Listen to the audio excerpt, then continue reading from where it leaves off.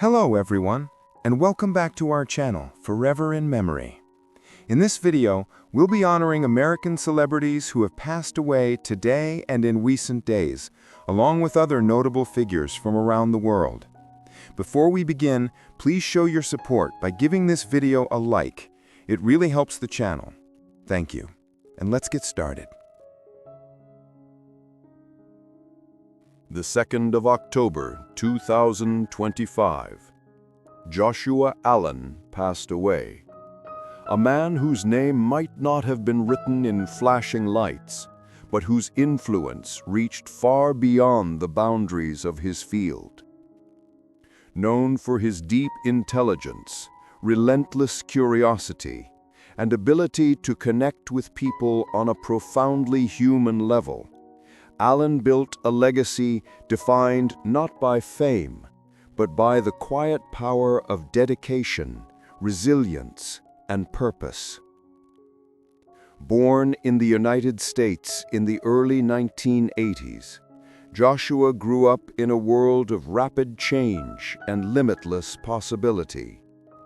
Even as a child, he was driven by a hunger to understand how things worked. Not just machines or technology, but people, societies, and the ideas that shaped them.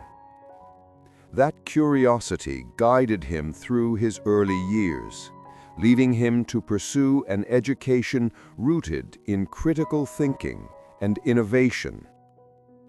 Those who knew him then remember a young man who was never satisfied with simple answers, always pushing deeper, always questioning, always searching for something more.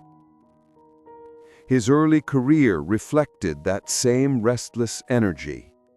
Joshua refused to be confined by a single path.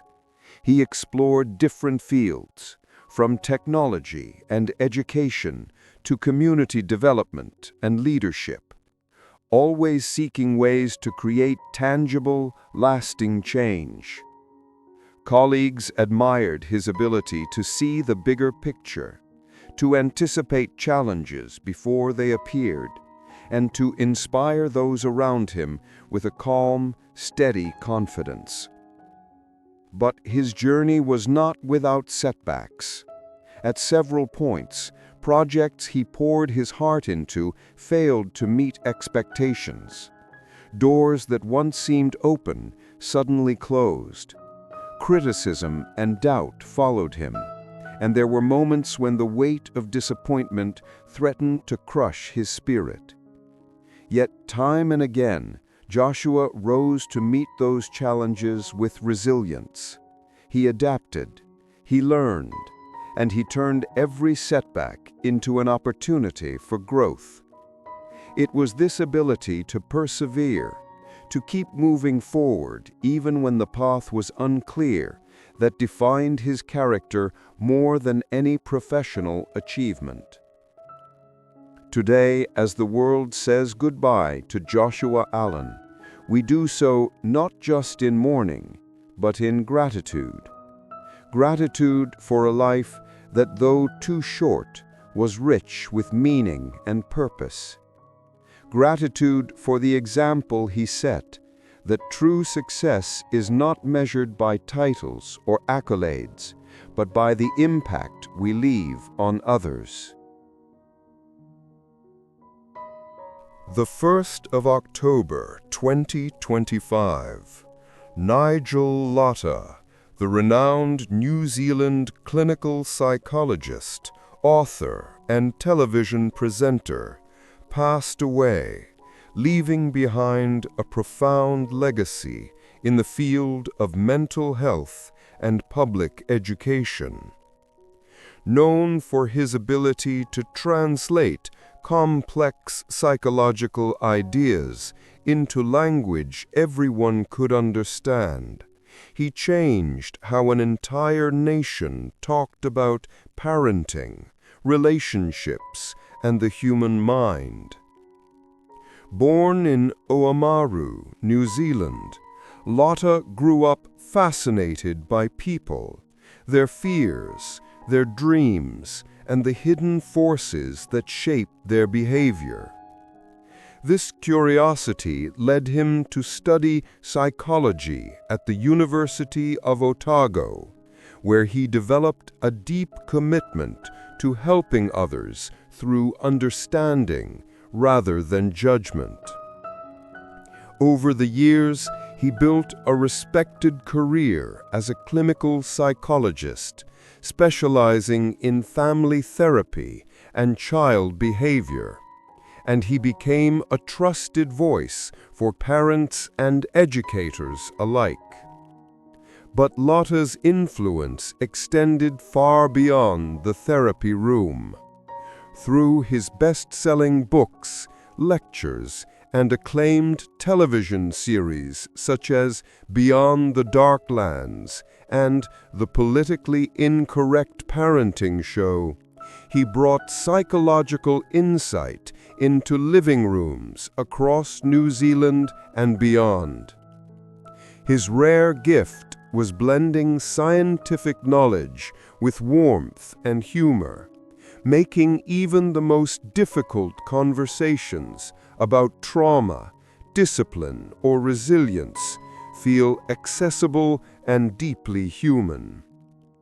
He was not afraid to confront society's darker sides, from crime and violence to mental illness and grief. Yet he always returned to one message, that people, no matter how broken, can change and heal. His work reshaped public conversations about mental health and gave countless families tools to understand and support one another. Today, as his voice falls silent, his influence continues to echo in classrooms, living rooms, and counseling rooms across the world. Nigel Lotta's legacy is not just in the pages he wrote or the programs he presented, but in the countless lives he touched and the understanding he brought to a complex world. May his memory continue to guide us toward compassion, curiosity, and the belief that healing is always possible. 2nd October 2025. Lawrence Moten, the celebrated American basketball player and one of the most accomplished shooting guards in collegiate history, passed away, leaving behind a legacy defined by talent, resilience, and an unshakable love for the game. Known to fans as Poetry in Moten, his name became synonymous with grace on the court and determination off it. Born in Washington, D.C., Moten grew up on the city's playground courts, where basketball wasn't just a game, it was a language, a dream, a way forward. From a young age, he stood out not only for his scoring ability, but for his composure and intelligence. That focus carried him to Syracuse University, where he would etch his name into history.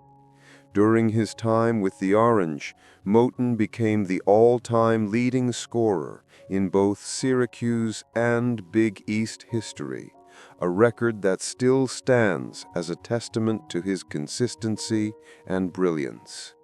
Yet his journey was never just about personal accolades. Despite going undrafted in the National Basketball Association, Moten refused to let that setback define him. He carved out a professional career that spanned the Continental Basketball Association, the NBA, and international leagues, showing that passion and perseverance matter more than the spotlight. His time with the Vancouver Grizzlies proved that his skills belonged at the highest level, and his leadership, both on and off the court, inspired countless young athletes to chase their own dreams relentlessly. Off the court, Moten remained deeply committed to his community. He devoted himself to mentoring youth, using basketball as a tool to teach discipline, teamwork, and hope. For him, success was never just about points or trophies. It was about lifting others and giving back to the game that had given him so much. 1st October 2025. Renato Casaro, the legendary Italian illustrator whose breathtaking film posters defined an era of cinema, passed away, leaving behind a legacy of art, imagination, and timeless storytelling. His work was more than promotion. It was pure visual poetry, capturing the soul of the movies he loved and translating it into images that still ignite wonder decades later. Born in Treviso, Italy, in 1935, Casaro's journey into art began with a sketchbook and an obsession: the magic of cinema. As a boy, he would stand outside theaters, mesmerized not just by the films themselves, but by the posters that advertised them. Bold, dramatic windows into worlds he longed to enter. By his 20s, that fascination had turned into a career, and soon his name became synonymous with some of the most iconic artwork in film history. From Hollywood blockbusters to European masterpieces, Casaro's brush brought stories to life long before the opening credits rolled. His posters for classics like Conan the Barbarian, The Last Emperor, Dances with Wolves, and countless spaghetti westerns were more than advertisements. They were part of the cinematic experience itself. Directors sought him out, producers trusted his vision, and audiences around the world recognized his unmistakable style: epic, emotional, and deeply human. But behind every masterpiece was a man devoted to his craft. He painted with an almost cinematic eye, often watching films multiple times before putting brush to canvas. He believed a poster should not simply show a scene, it should capture the spirit, the heartbeat of a story. Even in an era of digital design, his hand-painted art stood apart, timeless in its beauty and power. October 1, 2025. Pablo Guerrero, one of Spain's most poetic and influential singer-songwriters, passed away, leaving behind a legacy woven from words, melodies, and the quiet power of a voice that spoke directly to the human soul. For more than 5 decades, his music was not just heard, it was felt, like a whisper of wind through the olive trees or a heartbeat beneath the vast Iberian sky. Born in Esparragosa de Lares, Extremadura, in 1946, Guerrero grew up in a landscape of silence and song, a Spain still marked by its past, but yearning for change. From an early age, he understood that music could be more than entertainment. It could be resistance, memory, and hope. When he first picked up a guitar, he was not dreaming of fame. He wanted to tell stories, of villages forgotten by time, of love that survived hardship, of freedom that had not yet arrived. His breakthrough came in the 1970s, when songs like A Cántaros became anthems for a generation longing for democracy and a voice. Guerrero's lyrics were subtle yet profound. They spoke of rain and rivers, but everyone knew they meant change and rebirth. He sang of ordinary people, farmers, workers, lovers, with the tenderness of a poet and the courage of a truth-teller. And though his music was deeply Spanish, its soul was universal. It spoke to anyone who had ever hoped, suffered, or dreamed. But Guerrero's journey was not easy. He faced censorship, political pressure, and the challenge of staying true to his art in a world that often preferred silence. There were moments of doubt, years when his songs were pushed to the margins, yet he never abandoned his path. "I sing because silence is too heavy," he once said. And so he sang, through changing times and shifting tastes, always faithful to the essence of his craft. As the decades passed, his work evolved, more introspective, more experimental, but it never lost its heart.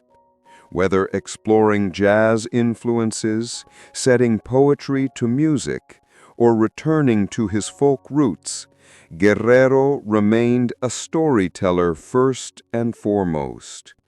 His concerts felt less like performances and more like conversations, intimate, honest, deeply human. October 1, 2025. Gabriel Loubier, a respected Canadian politician and businessman who left an indelible mark on Quebec's political and economic landscape, passed away, remembered as a figure of integrity, determination, and unwavering commitment to public service. His name may not have been shouted from every podium, but those who followed Quebec's political evolution in the 20th century know how deeply his work shaped the province's path. Born in Quebec City in 1938, Loubier grew up during a time of profound social and political transformation in Canada. From an early age, he was drawn to the complexities of governance and the power of public policy to shape society. After studying economics and immersing himself in the issues that defined his era, he entered politics not as a careerist, but as a believer, someone who truly felt that government could be a force for progress and unity. His political rise came through the Union Nationale, a party that played a pivotal role in Quebec's mid-century history. Elected as a member of the National Assembly in the 1960s, Loubier quickly distinguished himself with sharp intellect, pragmatic leadership, and a deep understanding of Quebec's evolving identity. He served as Minister of Tourism, Hunting and Fishing, and later as Minister of Industry, where he championed initiatives that strengthened the province's economy and promoted its rich cultural and natural heritage. But Loubier's career was not without challenges. As Quebec entered the turbulent years of the Quiet Revolution, shifting ideologies and new political movements transformed the landscape. He navigated those changes with dignity and purpose, often serving as a bridge between tradition and progress, someone who understood the importance of preserving cultural identity while embracing modernization. His voice was one of balance and reason during an era when political discourse was anything but. After stepping away from public office, Loubier transitioned into the business world, where he continued to contribute to Quebec's development. He became a respected entrepreneur and advocate for economic growth, always emphasizing innovation, sustainability, and responsibility. Even outside the spotlight, his influence was felt in boardrooms, policy discussions, and community initiatives that bore the imprint of his thoughtful approach to leadership. Throughout his life, Gabriel Lubier remained deeply connected to the people he served. Colleagues and citizens alike remembered him as a man who listened more than he spoke, who valued consensus over conflict, and who believed that politics, at its best, was about improving lives. His work reflected a rare blend of pragmatism and idealism, a belief that progress could be both principled and practical. He was never supposed to be a star, at least not in the way the world came to know him. Larger than life, carved from steel, the embodiment of cinematic strength and discipline. In another universe, Dolph Lundgren might have lived his days quietly in a laboratory, solving complex equations and advancing the world of chemical engineering. But fate had a different plan. What began as an unlikely detour would lead him to become one of the most recognizable action heroes of his generation. A man whose presence on screen symbolized power, perseverance, and the relentless pursuit of self-reinvention. Born Hans Lundgren on November 3, 1957 in Stockholm, Sweden, Dolph grew up in a disciplined household where expectations were high and excuses were few. His father, an engineer, demanded excellence, and his mother, a language teacher, nurtured an intellectual curiosity that stayed with him for life. Yet beneath that structure, young Dolph carried something deeper, a quiet determination to prove himself, not just to his family, but to the world. As a boy, he was shy and introverted, often feeling overshadowed by others. But everything changed when he discovered martial arts. The discipline, the focus, the demand for both physical and mental strength, it became more than a hobby. It was a way of life. He poured himself into training, rising through the ranks of karate and eventually representing Sweden internationally. The sport gave him more than medals. It gave him confidence, purpose, and a sense of identity. Academically, he was just as formidable. Dolph excelled in the sciences and earned a degree in chemical engineering from the Royal Institute of Technology, before receiving a master's degree from the University of Sydney. His intellect was matched only by his ambition, and when he won a prestigious Fulbright scholarship to the Massachusetts Institute of Technology, his future seemed clear. A brilliant career in science awaited. But destiny often works in unpredictable ways. While working as a bodyguard in New York to support himself, Dolph crossed paths with the world of entertainment, and it changed everything.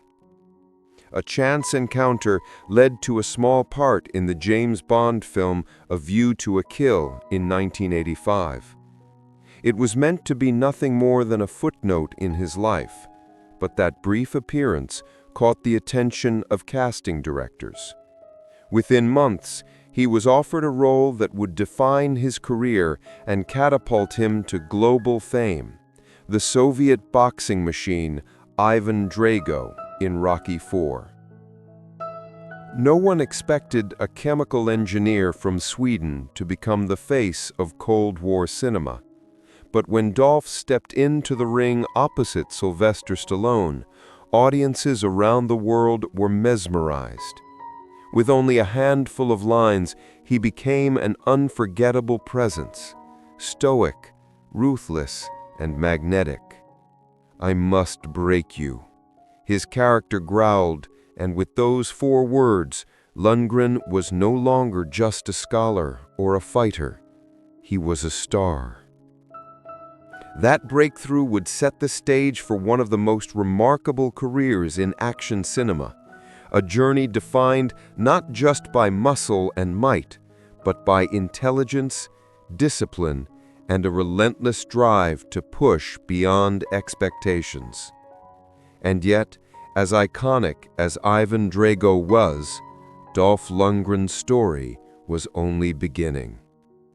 The years that followed turned Dolph Lundgren from a breakout villain into a cornerstone of action cinema. Yet behind the imposing physique and steel-like stare was a man who constantly sought more meaning, more growth, more substance than the industry often allowed. He could have remained forever the silent brute, typecast as the muscle-bound antagonist, but Dolph was determined to prove that his story, like his mind, had far greater depth. Hollywood in the late 1980s and early 1990s was an arena built for men like him, towering figures who could carry a film with their physical presence alone. He embraced that world wholeheartedly, taking on leading roles in movies like Masters of the Universe, 1987, where he stepped into the role of He-Man, and The Punisher, 1989, portraying Marvel's iconic anti-hero long before superhero films dominated the box office. Films like Universal Soldier, 1992, and Showdown in Little Tokyo, 1991, cemented his status as a dependable action lead, and audiences around the globe came to associate his name with explosive fight sequences, stoic determination, and raw physical charisma. But even as the cameras rolled and his image graced posters in every corner of the world, Dolph wrestled with an internal conflict. The man who had once dreamed of a career in science now found himself fighting a different kind of battle, one against typecasting, creative stagnation, and the expectations that Hollywood placed upon him. "People see the muscles first," he once said in an interview, "but there's more to me than that." That desire to evolve pushed him beyond acting. Dolph turned to directing, writing, and producing, seeking projects that allowed him to shape narratives rather than simply star in them. His directorial debut, The Defender, 2004, revealed a thoughtful storyteller beneath the facade of genre filmmaking. It wasn't about proving something to critics, it was about proving something to himself. Life off-screen was no less dramatic. Fame brought opportunities, but also pressures, and at times, personal demons. The relentless pace of the industry took its toll on his relationships, and the persona he projected to millions often clashed with the quieter, more introspective man he was in private. Still, he never stopped reinventing himself. He earned a black belt in karate, competed internationally, and continued his academic pursuits, proving that strength comes in many forms: physical, intellectual, and emotional. As the years passed, a new generation discovered Dolph not just as a nostalgic icon, but as a resilient artist. His return to the mainstream with the Expendables franchise reminded audiences of why they had loved him in the first place, while also showcasing the maturity and nuance he had gained with time. He was no longer just Ivan Drago or He-Man. He was Dolph Lundgren, a man who had fought battles far beyond the silver screen and emerged stronger each time. Through triumphs and setbacks, he remained true to the same principles that had guided him since his days as a shy boy in Stockholm: discipline, perseverance, and an unshakable belief in transformation. And with every role, every film, every reinvention, he continued to challenge the world's idea of who he was, and perhaps, more importantly, who he could still become. Time, as it always does, softened the edges of Dolph Lundgren's story, revealing something far greater than the image that first made him famous. The world had known him as the embodiment of physical strength, the towering presence who could silence a room with a single glance. But those who looked deeper saw a man who had spent a lifetime building something far more enduring than muscle.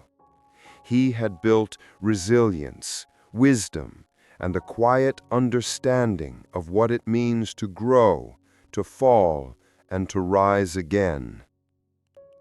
In the later chapters of his life, Dolph embraced the kind of roles that mirrored his own evolution: mentors, leaders, fathers, men haunted by the choices of their past, yet still determined to do good. It was no longer about proving himself in the arena of box office numbers or critical acclaim. It was about telling stories that mattered, about leaving behind fragments of truth hidden within the spectacle of cinema.